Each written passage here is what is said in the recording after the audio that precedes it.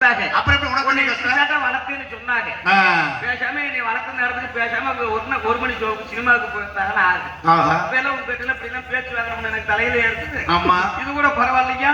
நான் பாருங்க ஆய் கப்பனம் என்னைய பெக்கணும்னு சொல்லி எவ்வளவு கஷ்டப்பட்டாங்க தெரியுமா? சரி, ஏறாத பக்கமெல்லாம் போய் ஏறி இருக்கிறாங்க, இறங்காத பக்கமெல்லாம் இறங்கி இருக்காங்க. எதுக்கு? அத மலை மேலையா முத இந்த மலைக்கு போயிருக்கிறாங்க. எங்க? பன்னிமலைக்கு.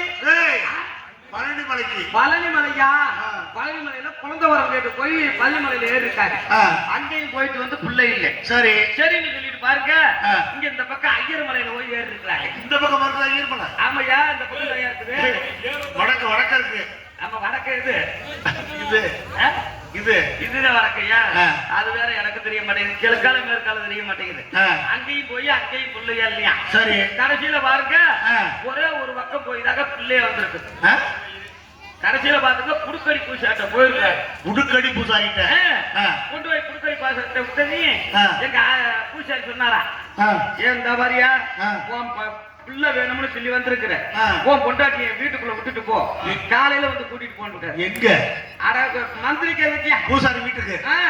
எங்க அப்பனும் சும்மா இருக்க மாட்டாம கொண்டு போய் விட்டுட்டாரு. சரி, புள்ள விட்டு ஒரு வீட்டுக்கு போயான்னு சொன்னா வெளியில புத்த வச்சே உட்கார்ந்து இருக்காங்க. நல்ல மனுஷன். அட உட்கார்ந்து இருக்க அங்க அடிக்கிற அடியில கிழிஞ்சு போச்சாமியா. என்னையா? அட உடுக்கு தோல் கிழிஞ்சு. உடுக்கு தோல்? ஆனா 10வது மாசமே நான் பிறந்தேனா? 10வது மாசம் பிறந்தனா என்னமோ தெரியல. நான் பிறக்க அந்த ஊர்ல முக்கியமான தலைப்பு மண்டைய போறேன். யாரு? அட ஊர்ல போய் எங்க இதுல பெரிய தனமியா முக்கியஸ்தர். அதுல இருந்து நான் எங்க வீட்டுல நான் தான் பெரிய தானே. அப்படியா? ஆமாய்யா. சரி, இதுல பாருங்க நான் கொஞ்ச நாள் பிறந்து கொஞ்ச நாள்ல வயசுக்கு வந்துட்டேன். நீயா வயசுக்கு வந்துட்டியா? ஆமாய்யா. உனக்கு குச்சி கட்டுறாரு நாய் மாமே?